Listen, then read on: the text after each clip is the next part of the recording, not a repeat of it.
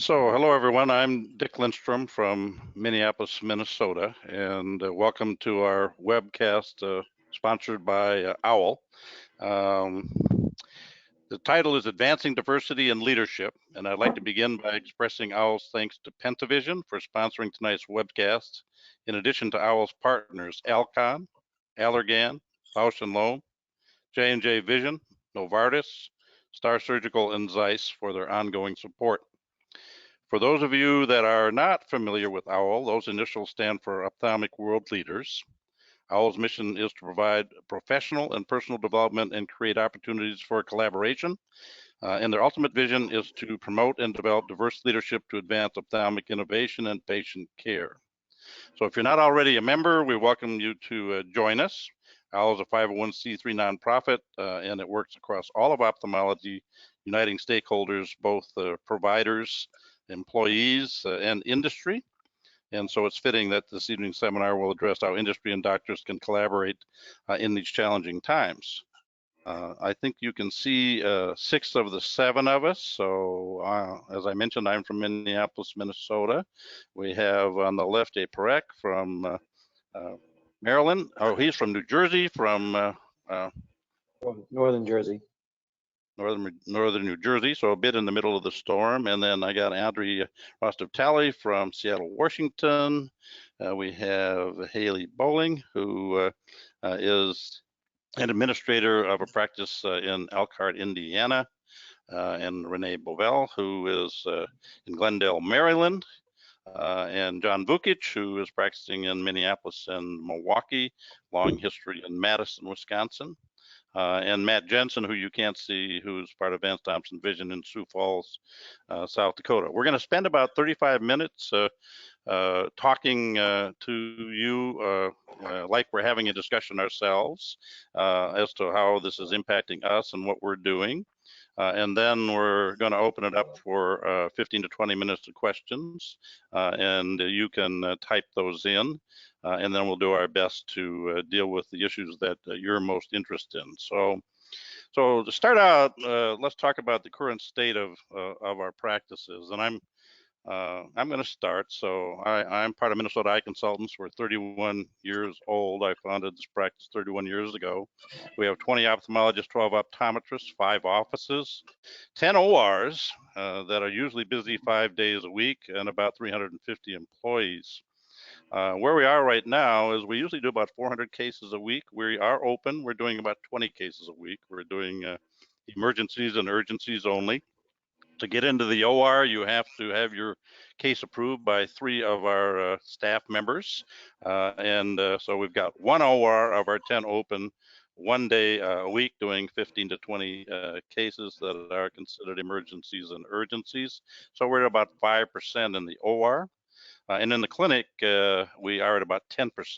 We're doing a fair amount of telehealth, and again, seeing emergencies and urgencies. To get in, you have to have your temperature checked. You have to pass a screening that is done by a front desk employee, and then you're allowed in the clinic. And we have a few patients at a time that come into 1 or 2 of our offices that are open about 2 half days a week. So that's the status we're at this time at Minnesota Eye. So let's start with you, Dr. Parek. Where are you? So Dick and everyone else, thanks for having me tonight. We're actually based in Northern New Jersey. We're actually 30 miles outside New York City. We have a long-standing practice for 50 years now, and we have 6 physicians, 1 optometrist, so 7 of us total. We're down by 95%. We're just doing emergencies and urgencies and visual field testing to react to patients that may have otherwise, progression on their visual field. So we are doing that. At the hospital level, everything's been diverted to only critical care. There are people that are passing away every day, and more people are passing away than are being extubated. So because of that, all of elective surgery has been canceled at 2 of our major healthcare systems and 2 of our surgery centers. So a few of us in the practice have converted to telehealth. That's pretty good for ocular surface, some emergencies, and glaucoma. there's no doubt that this is very different than what we thought it would be a couple weeks ago. And it's evolving every week. Whatever we thought last week is much different than what we're thinking today. So it's a pretty intense situation. So next, let's go to Audrey. Thanks, Dick. I'm in Seattle, Washington. We have a practice with 7 offices. We've got 4 ASCs. We have about 300 employees. There's 6 of us who are partners. We employ about 25 MD ODs. And right now we have furloughed about 85% of our employees. We're continuing to pay their benefits and such.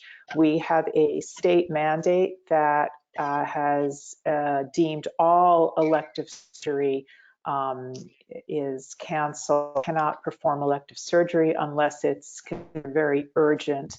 We're seeing only urgent or essential patients.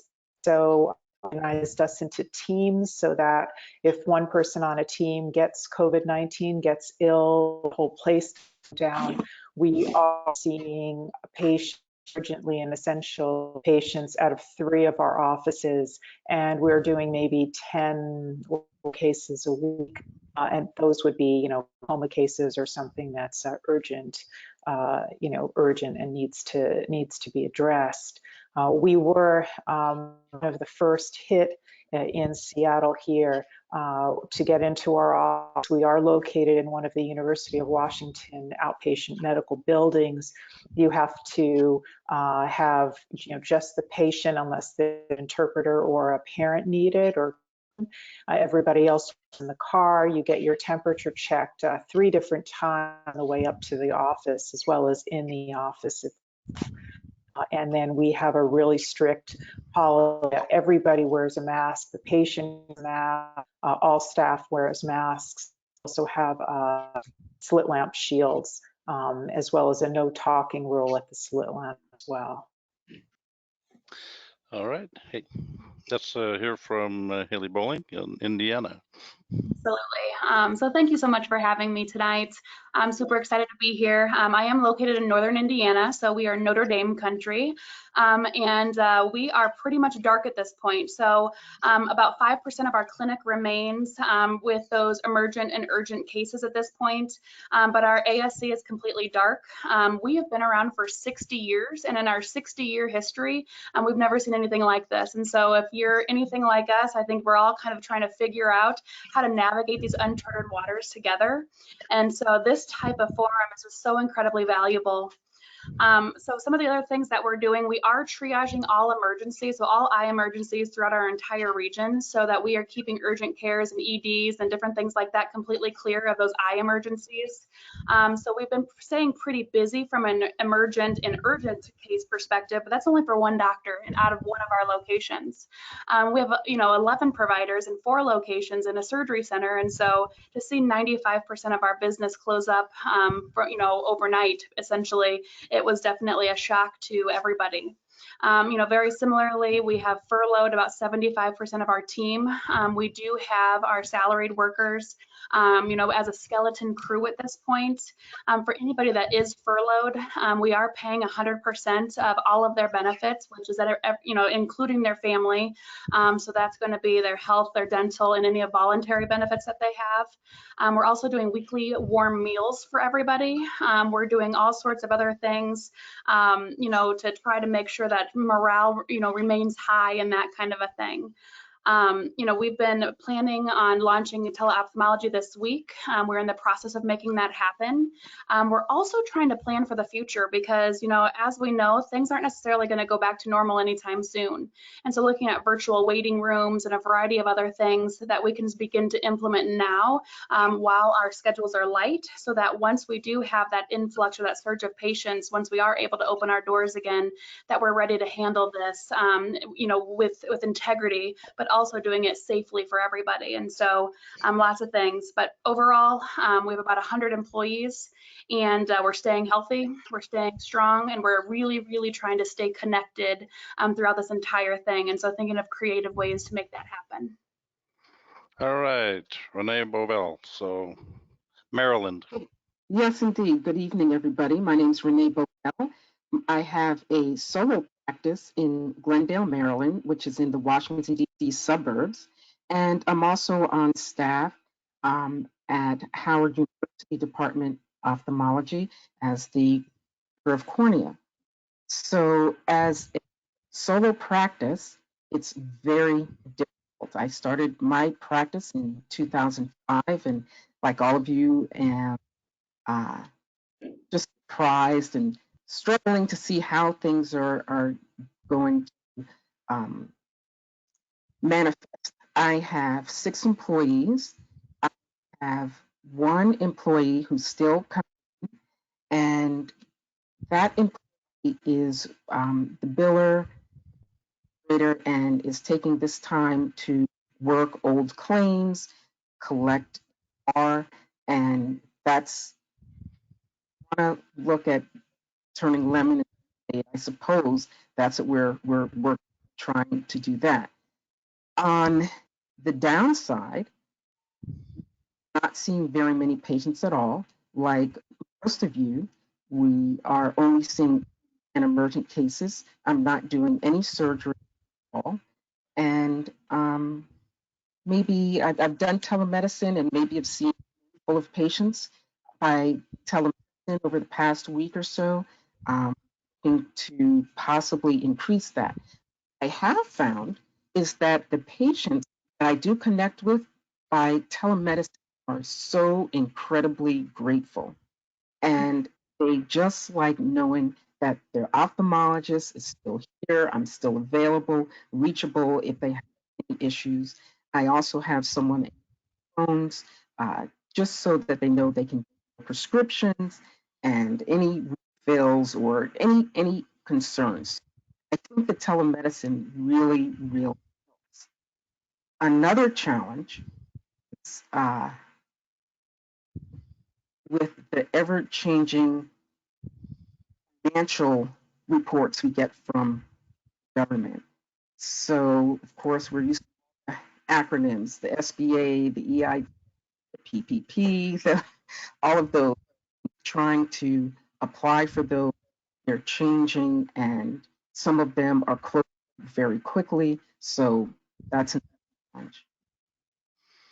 All right, thank you. So John Vukic, Minnesota Yes, and Wisconsin. thank you, everyone.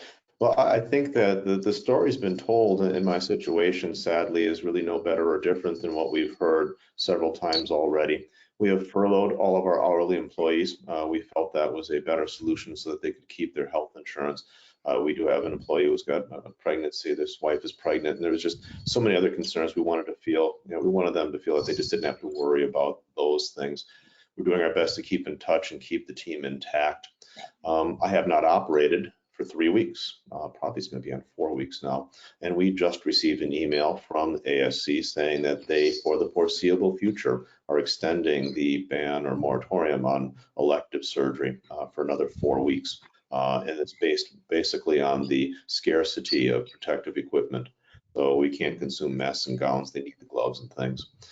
So we are looking at a very long stretch here. It's difficult. I think there's no other way to put it. So we're all in the same boat. We're all trying to come up with a way to, one, stay productive, to keep in touch with our patients.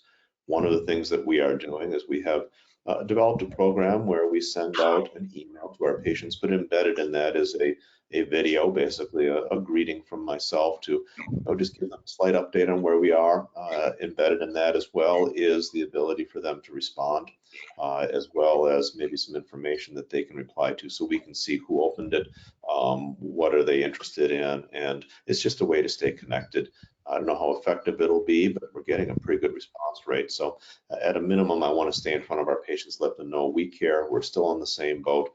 I too am sitting in my shirt in my office, waiting to get back to work as they are. And so it's a tough time. So Matt Jensen, Sioux Falls, South Dakota. Yes, thanks, Dr. Lindstrom, and thanks for having me on the line, everybody. We're excited to share with you some of the things that we have by way of hopes during this crazy time.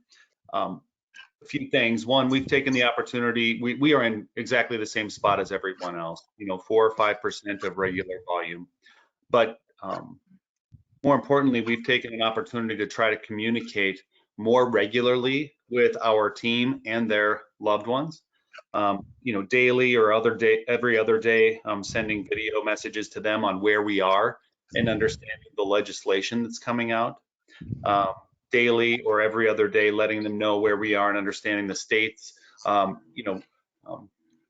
relaxing some of the HIPAA or unemployment or waiting period restrictions for FMLA or unemployment. All of those different things, we've just been right in front of our team the whole time, though all of us are away from our office. And so, these are challenging times, but I won't take the time to describe how we're in the same boat. But I do think a webinar like this, and I'm looking forward to all of the esteemed members of the panel talking about what are the unique ways that we're going to all climb out of this, and that's where we've been spending most of our time.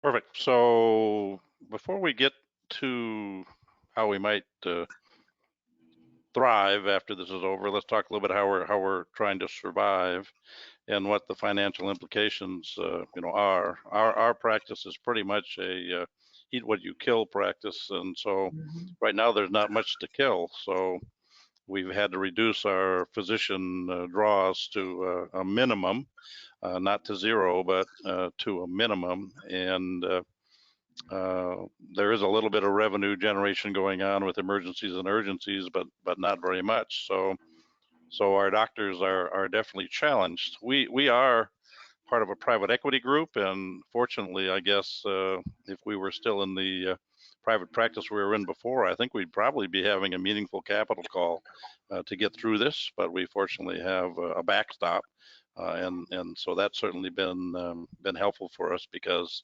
our partners haven't had to sort of go to their bank accounts. But how hard is this on each of you? And we have about 75% of our placements on furlough as well. They're able to get unemployment benefits, and that's been the best plan for us here as well. And we've drawn the maximal lines of credit we can, and we're signing up for PPP and CMS accelerated payments and the like. So there are programs, but so what are you doing to survive? Hi, what are you doing, Dave? Well, praying a lot, because I'll be frank with you. We first thought this is going to last for maybe a week or two. So obviously we all have cash reserves, operating expenses wise, at least a couple of months in the bank to help keep the practice afloat. But the fact that this is getting deeper and deeper, I mean, if you just look long term or midterm, it gets a bit more concerning. So I'm really happy that the government has issued some benefit to all of us as small business owners to exercise some of these loans. Who knows when the money will come? Right now, my number one concern is just to make sure our employees get paid and they have their benefits.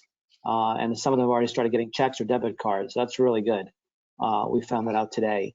In terms of the loan, I think all of us applied for loans last weekend just to infuse cash flow to pay rent, pay our lease equipment, and just to get some cash into the business just to keep it going, because we can't close our doors. I mean, we have to still see emergencies. People are still calling for us for prescription refills, red eyes. Will we still be open in a couple of months? So we're still taking a lot of calls. The call volume actually has just gone up quite a bit the last 24 hours as people are all thinking systemically this is going to be deeper than we think. But this is going to allow us to get back to the basics. We have a wholesome nature of the practice. As the business owners, we are communicating with our staff every 24 to 40 hours using WhatsApp, and then doing a crisis call twice a day with the management team just to make sure we're there for them. And the physicians, some of them have actually gone to a quiet phase since they were consultants, and they're quite disturbed about it. So it's still the second or third inning here in northern Jersey, and I think for much of the country. So we need to see and be careful about what happens the next several weeks. But right now, it's not looking grim. It's not looking positive. It's just looking real that we could be in this for quite some time.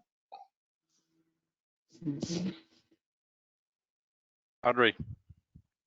We also have applied for the PPP, the CMS advance payment That's really mission critical to our success here.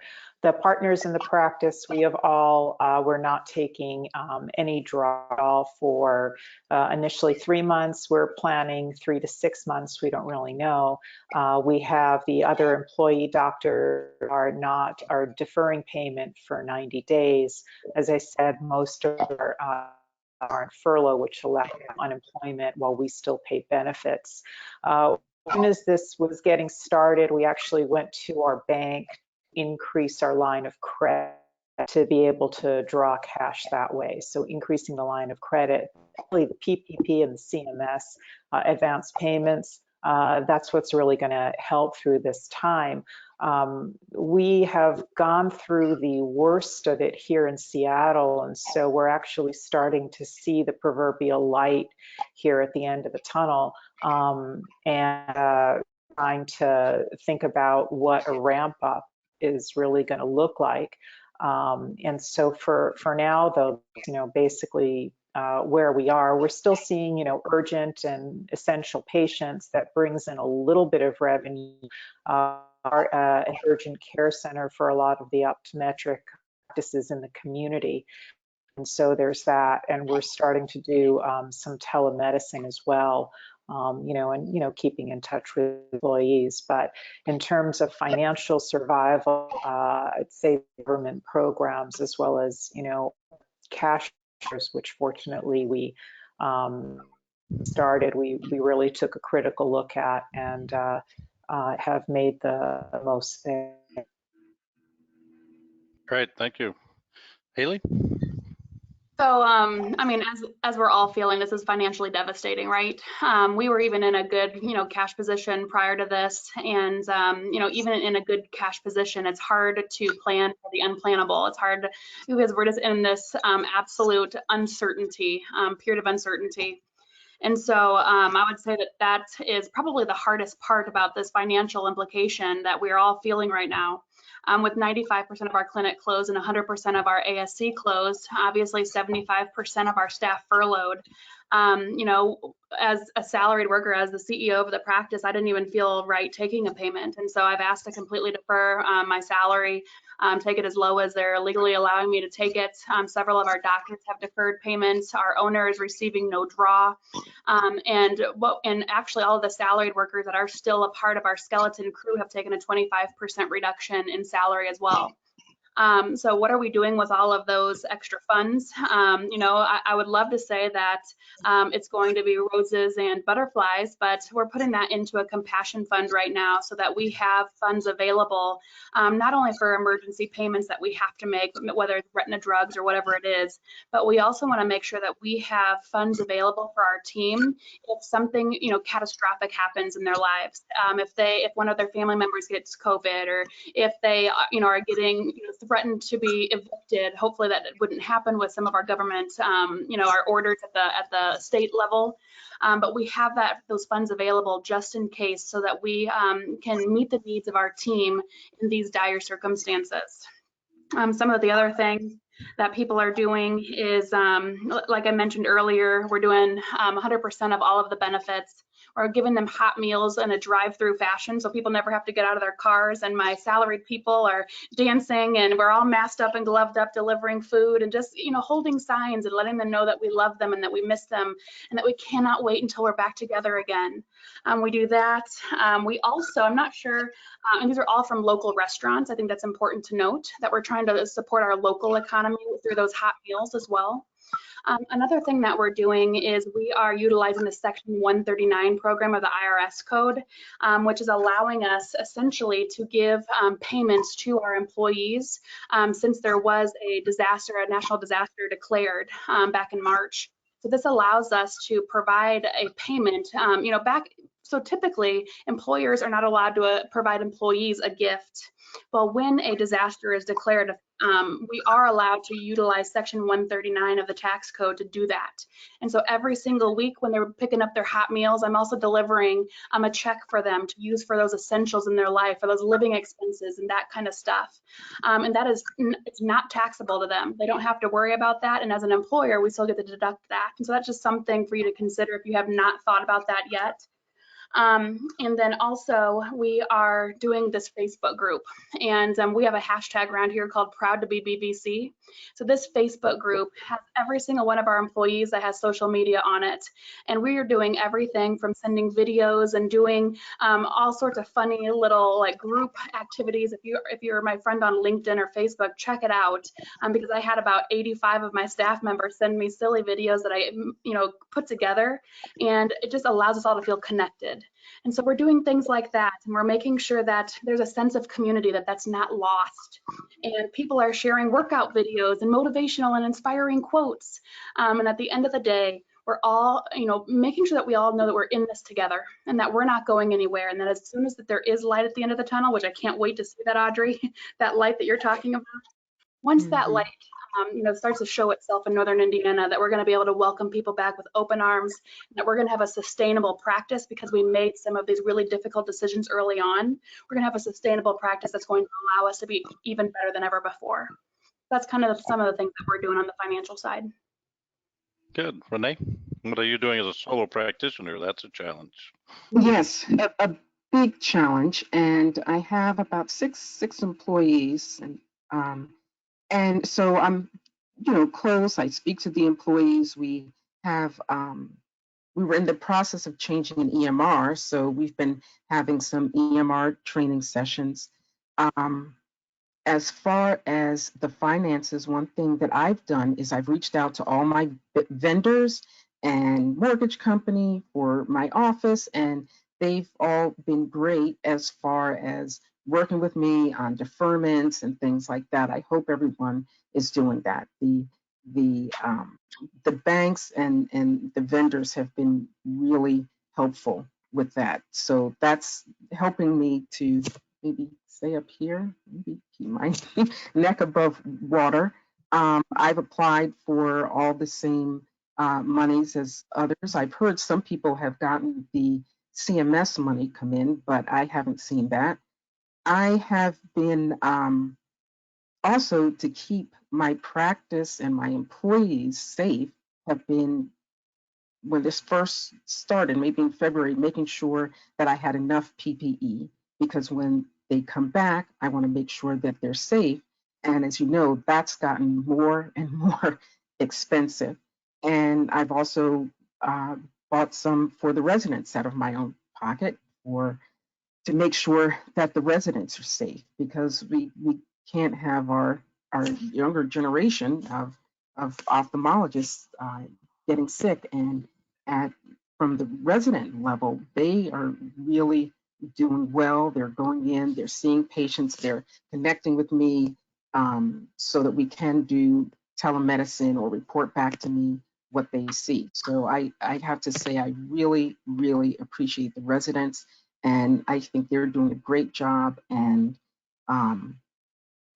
depending on where you live, the residents don't get a lot of money, so it's harder for them to buy their own PPE, and it's hard for the hospitals have it rationed. So I'm trying to do what I can as a solo practitioner to make sure that the residents are okay in that regard, and then my staff is okay once they come back. All right, John Vukic. Well, there's been a lot of great things that have been discussed in terms of how to shepherd your resources, how to maintain liquidity. And I think anything that's at your disposal, you really need to consider doing.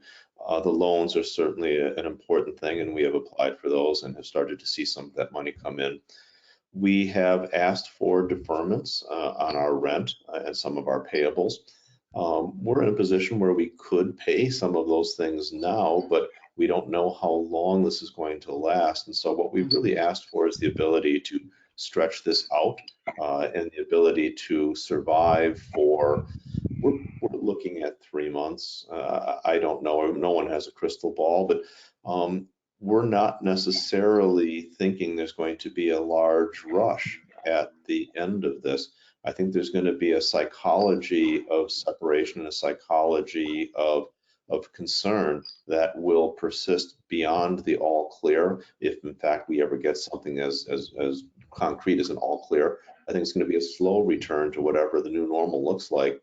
And so as much as I'd like to think that there's going to be a rebound and I'm going to be as busy as I ever was, we hope for that.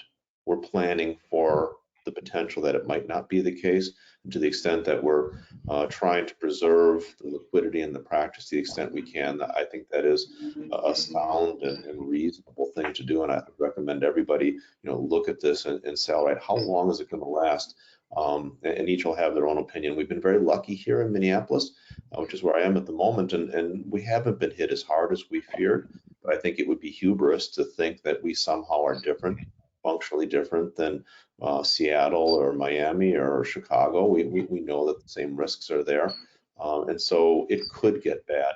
We hope somehow we get passed over, but I don't know that we will. And I think we have to plan for the potential that we will see the same thing that our colleagues around the country and around the world have planned for or have experienced. So Matt Jensen, Sioux Falls. Yeah, thanks, Dr. Lindstrom. So I got a little ahead of myself with my last response, and I think that it's worth noting that, we have 210 employees, and we span, a few states. So South Dakota, Fargo, North Dakota, Billings and Bozeman, Montana, Omaha, Nebraska, and a little resort town in north central Minnesota. And that team comprises 210 different team members, and of course they all to some degree have varying state rules and regs when it comes to unemployment. Our goal was to land the plane with as many of them still on it as possible, and that puts us it is a big commitment to do that. We haven't laid off anyone. Everyone is on a compensation plan that's either full wages or using a combination of the forgivable loan that we intend to use and FMLA, be 80% of their wages.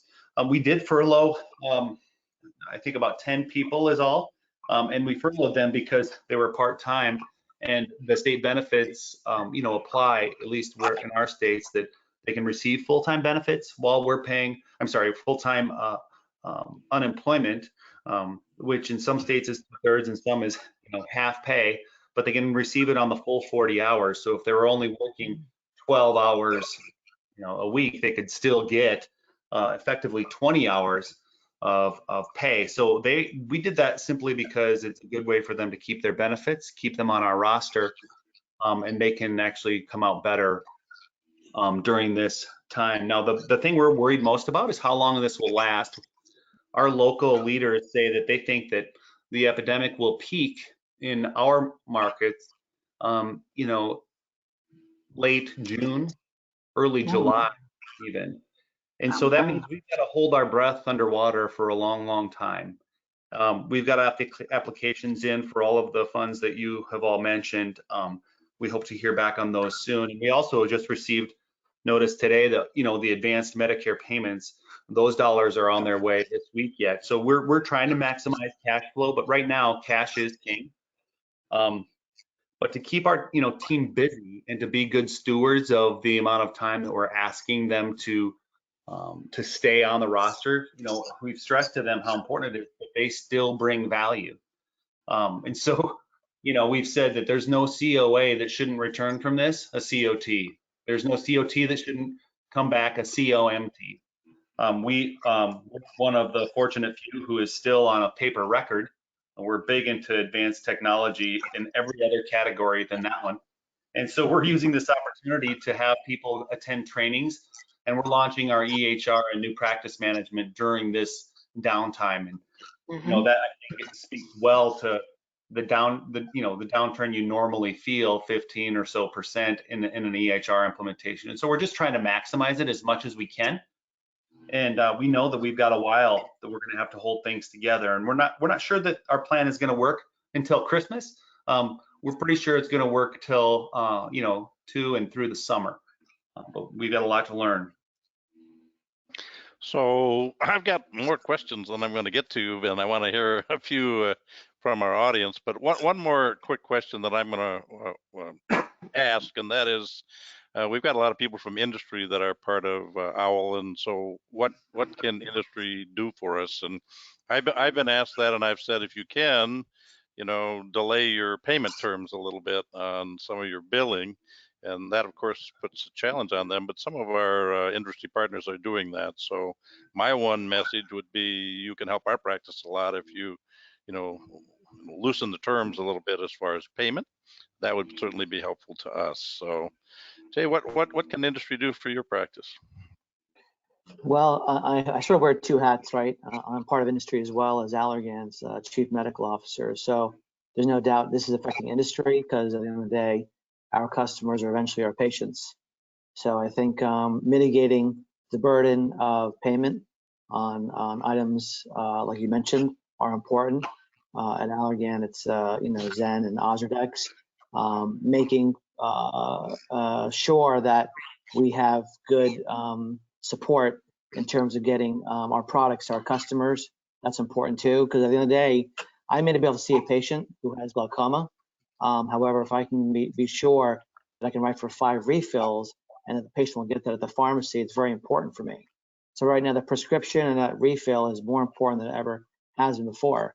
In the past, we probably told our patients that you get 2 or 3 refills and you get to come back in a couple of months to be seen. There's a chance we may not see patients back till the summer. So the ability to write prescriptions and make sure that the supply chain of industry is there to support our patients right now is the most important thing to me after our employees. And it's in general, just being there, listening to us. I mean, again, when things are going great, it's fun to go into the parties and going to the big meetings and the symposia. And right now, as we all go to virtual health and telehealth, and we're all working from home, making sure our partners that have always been there for us in innovation continue to be with us during this tough time in not only the nation's crisis, but in healthcare.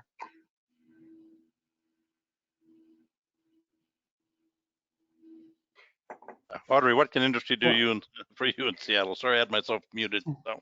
Oh, no worries. Pretty much the same as you, Dick. Helping to defer health payments is probably the biggest thing to help us during this time. I think another opportunity, I would say, that could help as a win-win for everybody is to provide some continuing education for our other team members. And so just as an example, some of the people at Zeiss are helping some of the staff do virtual refractive surgery evaluations, for SMILE and LASIK, for example, helping train them on that. So that's going on. Have industry partners. So, I'd say help in whatever kinds of, staff education and training, I think can be a win-win during this, during these times. But helping with the payments is really, that's mission critical for us. All right, Haley, what can industry do for your practice? So to echo all of you, obviously, really important for industry to say, you know what, how can we partner? The last thing we need right now is for industry to come alongside of us and say, oh, yes, we understand. Yes, we understand. Yeah, I get that you understand, but we also need true partnerships. And I think that this is a beautiful opportunity for industry to say, what can we do to kind of revolutionize the way that we, supply equipment and technology and different things like that to, eye care practices. This is a beautiful opportunity for industry to say, let me help in any way possible. So of course, deferring payments is kind of a natural, logical thing. But also figuring out ways that they can help support teleophthalmology. So for example, we're thinking this could last a while. And so we can't just not see chronic patients for a long term. So we're even, evaluating the idea of having drive-through testing centers in our parking lot so people never have to get out of their cars. So what are some of the things that industry can provide so that we have handheld devices that integrate with our EHRs, for example? What are more mobile pieces of technology that we can utilize in the future? Because if we never go back to normal, if we never go back to busy waiting rooms, we have to figure out ways to accommodate the number of people that need eye care services with these new ways of doing things safely. And so drive-through testing centers might be one of them. Who knows? That's one of the ideas that we have. We're going to try it. I'll report back. It may be a total flop, but we're sure going to go ahead and give it a try. Other things that I think industry can do is, kind of a buy now, pay later model as well, because there are things that we're going to need to deliver this new type of care. So rather than demanding 50% upfront or whatever it is that it may be, get creative and see what we can do. I had somebody reach out that does patient financing, for example, and they said, well, what can we do to make sure that once we are allowed to see elective patients again, what can we do to make it attractive for them? And it's very similar. It's a buy now, pay later model. And so maybe it's, coming through with an idea that, no payments for 90 days, and then it's an extended, payment term with 0% interest or a very low interest. Mhm. So just different models like that, so that when we do, open our doors again, that we have people that are excited to utilize those services and are also understanding that we're being cognizant of their financial situation that they may be facing now as well. And so at the end of the day, I just keep telling people that 2020 was supposed to be the year of eye care, right? We all Yes. kept saying it's a once in a lifetime thing, 2020. And so Mhm. when I've been telling people that maybe it wasn't about, the year that the eye care surges, maybe 2020, and, at this point, let's just go ahead and own it. That 2020 is a year that the eye care industry comes together and that we unite and we figure out new ways of doing things and we get excited about the future, and that we no longer rest on our laurels of the fact that people just need us because they age. Let's go ahead and revolutionize this and use 2020, both practitioners and practices and, industry coming together to rise from the ashes and to make this, the next best thing. And so I just think that 2020 just needs to be rethought. Let's go ahead and join forces and make it the best thing yet. All right, Dr. Wavell. I really appreciate your words, Haley. That's very, very inspirational. And I am glad that I am a member of OWL because it's wonderful to have the opportunity to collaborate with industry. And I hope that industry understands, as John mentioned, that this isn't going to one and done bounce back. This is going to take a long, long time. Different parts of the country are going to recover differently. So we're going to need long-term payment plans, long-term ways of working with patients. I think we need to understand the premium IOL market is going to change. I had several premium IOLs scheduled, had to cancel them. And those have cataracts, and once we get back, they may not get premiums anymore. They might not be able to afford them. So I think that's going to change. As far as patients paying for medications, that's always been difficult.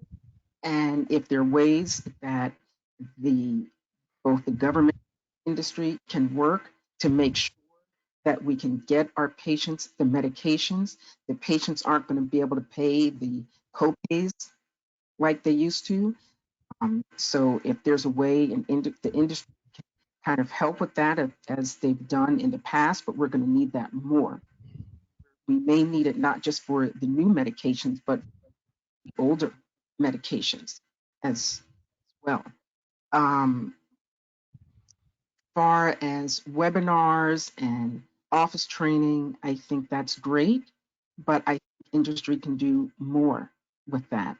I think that on the device side, the manufacturers can make webinars available to everyone, not to their specific customer, because maybe down the line I may switch from one manufacturer to another, and if I've had that training or just training in general on, for example, an OCT, it doesn't have to be just whatever OCT I have. They should open it up all ophthalmology practices, not just their customers.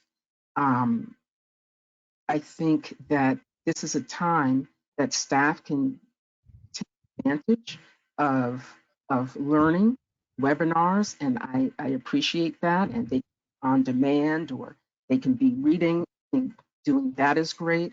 A lot of the industry does um, educational videos, not on a disease state, for an example, not just promote their specific occasions. So I think disease state webinars are excellent, and that can also be beneficial for the residents as well. Again, I'm on staff at Howard, so I'm always looking out for the residents, want to make sure that they're well taken care of during this time. So those are the main things. I think the device manufacturers definitely make their information open to everyone, their clients. John Vukic, what do you want Thank from you. industry? Boy, the energy that infuses our profession is in no small part driven by the collaboration that we have with the industry, the technology, the education. Our specialty is unique, and I think it is in part why we all love what we do, because there's always something to learn. I think how we learn is going to be affected. Certainly, we've already seen that. We've seen one of the major meetings that has been canceled, and now we're going to have to change the way we get together and the way we learn. So to maybe expand on the things that have been said already, my ask of industry is to continue to support the education that you have all along, to support the ASCRS and the AAO and the smaller meetings, the OSN New York meetings and the regional meetings, ACOs, all of the things that we use to bring ourselves together and to create the sort of environment where the collaboration is strengthened, the personal bonds are strengthened, and quite frankly, the innovation is strengthened as these ideas are brought together in a mix that is just nourishing what is the technology that is of the future, and the ideas that are hashed into what is the next thing. We're going to have to look to, I think, webinars like this, video conferencing, Zooms, or whatever technology supports this. But I do ask, my ask of industry is to continue to support the ability to get together, whether it's virtually, by necessity, and in the future together by strong desire to get back to that norm. But again, I'm afraid that it may not be that way for a while. I'm having trouble seeing the day when 10,000 people can be on a convention floor together within 6 months. It might happen, but I'm not sure it's something that will happen. And so I think we have to start looking about the rest of this year and really starting to plan for next year. So that's my ask. All right. So final ask from Vance Thompson Vision, Matt Jensen, and then we probably have time for one, maybe two questions. Okay, well, I'll try to be succinct here. Listen, I think that we couldn't, like Dr. Vukic said, we couldn't do what we do without the support of industry. They meet us right at the pinnacle of where ideation comes in, and then the ability to fulfill it. And, you know, a few breaths ago, I was talking about cash being the most important thing right now, and it is. And I also think that we, as practices, will only be healthy in the future if industry is healthy in the future. So we believe strongly that our responsibility is to make sure that everybody makes, you know, a decent wage for their time, creativity, and distribution for the things that we value, the things that benefit the end user, our patients. And so we do want to push as hard as we can to negotiate good rates, and that's my personal responsibility in our organization, and I run hard at it. That said, I also don't think it's industry's responsibility. I don't think anybody really said it this way, but it's not their responsibility to save us. You know, cut to 3 or 4 years ago, when there's new innovation, we kind of expect industry to, you know, run a national campaign to support it. You know, I've long felt that that's not necessarily their responsibility. Those things are, you know, practice responsibilities, and to kind of fight for our own turf that way. And so philosophically, I think that we thrive on a very vibrant industry relationship, and they should be made healthy. Very tactically, it was just within this week or two. I think it's important that industry send a memo to every one of their consultants that are doctors or staff and let them know that part of the CARES bill is for the replenishment of 1099 compensation last year. And so if those team members who haven't hit their threshold for federal funds, they can, if they did any consulting, speaking, or what have you in 2019, they still qualify for some additional funds. And you can find that if you go through the literature or you find certain blogs, but that is a perfect place for industry to run alongside us and say, hey, here's some walking around money that all you have to do is fill out some paperwork. I think that one of the things that industry does best is training.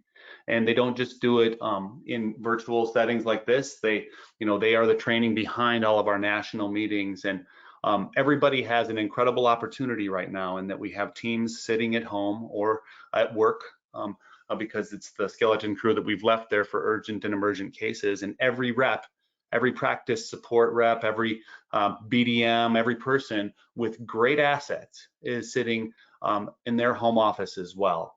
And I welcome any group who wants to do lunch and learns for our team without the lunch right now. We need enriched training for our team now more than ever, and we should all come back 10 times better than we were before. And so I think this is a huge opportunity for industry to shine because of how they can help fill our time in a meaningful and strategic way for the practices. We can't live without them. Mm-hmm. Yeah, well, great. So I got to 3 of my 10 questions in an hour. So there's clearly room for doing this again as a message to our OWL leadership. But perhaps we have time maybe for one question. So we're going to leave it up to our leadership to pick the best question, and then we'll try to answer it. So.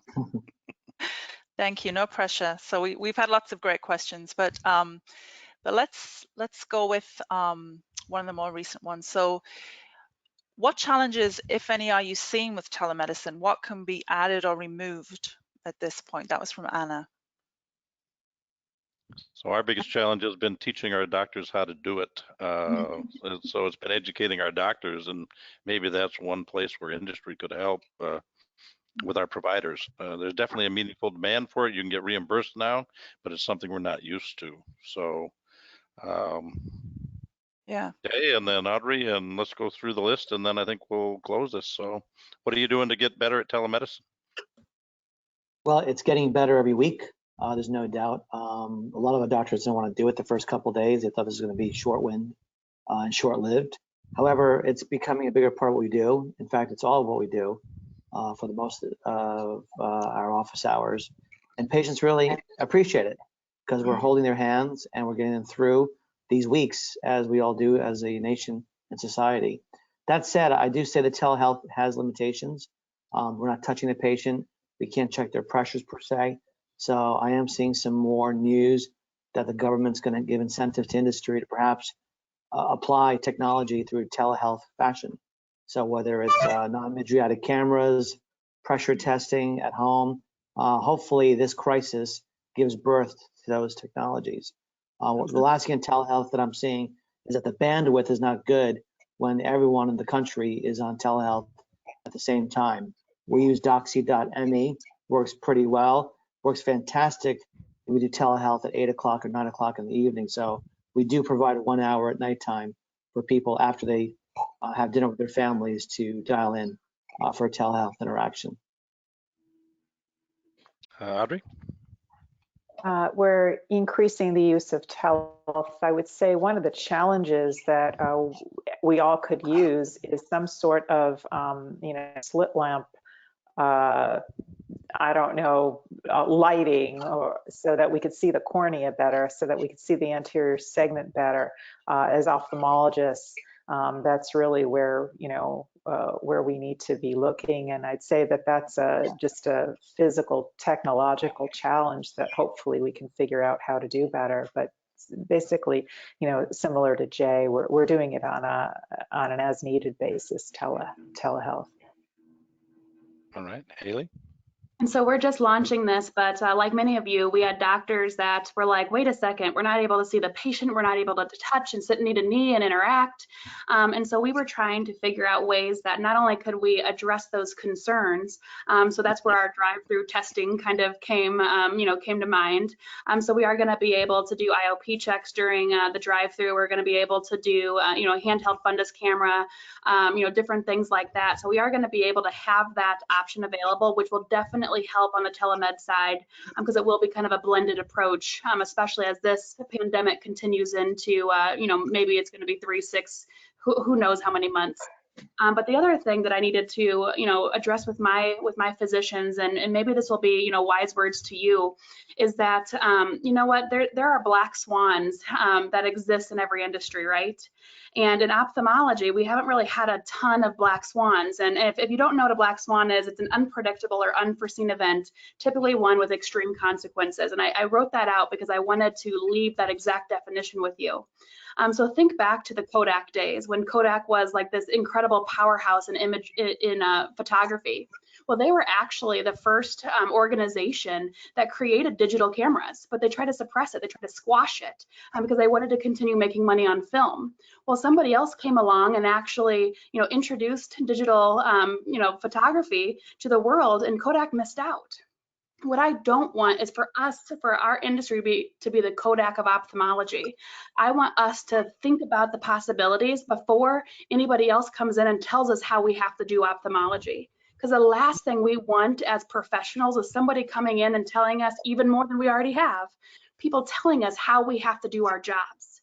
And so if teleophthalmology is going to be the way of the future, or at least maybe part of our future, let's go ahead and define what it looks like and how it works for us. Let's not allow a black swan to come in and to steal or to change or to essentially make some of what we do useless, because that's how possible technology is. If we don't lead the technology, if we don't drive the technology, something else can come in and take critical jobs. And so I just, want to challenge every single person on the call to figure out how to be an innovator and think about how to engage people that we come into contact with, and try to think about those black swans before they take us all out. So that's all I want to do. All right, Renee and John, a couple quick comments, and Matt, and then we'll close. Sure. I also have a master's in cybersecurity, so I'm particularly concerned about the safety of the patient's data. Now, I know recently the cybersecurity and HIPAA regulations have been relaxed. I'm concerned that, and that's good for this time, I'm concerned that once we get back to our new normal, people may be using their phones, things, Skype and things like that. So I think making sure that we keep in the back mind HIPAA compliant tools, I think that will be very good. And there are a lot of them out there, so I think we should definitely explore that. Another point that I'd like to piggyback on what Haley said was the hybrid model. And I think drive-through testing. Drive-through testing, I think, is good. And there is another model, the kiosk model. I've seen that advertised at the AAO. I've personally looked into that because I might be something that people may be interested later on down the line as well. As far as how to test, tried holding a Snellen chart. I used video holding a Snellen chart, asking the patient to, stand to arms, see if they can do that. But I think this is going to be a great opportunity for someone to really develop some great technology, and I'm looking forward to it. Great opportunity. John, we lost you. You're muted. My dogs are acting up, reminding me that it's dinner time, and they're very quick to point that out. But it also reminds me to, hold the ones you love close. We will get through this. There are so many challenges, but I think we are rising to face them. There will be better times to come, and use this time to enjoy your family, play a board game, all the things that sound silly to say out loud, but quite frankly are more important. I think that we will be stronger for this. So I think those will be my parting comments. Matt, parting comment, and then we'll close. Thank you. Well, these are the times to really reconsider your values. If your values don't hold up in times of trial, then they're not your values. And so it's good to take a hard look at those. Keep your team very close, keep your family very close, be communicating with your referral network, be communicating with your industry partners. We have a gift right now that we're given in that for at least the next 8 weeks, we think that we're going to be completely stuck with some time.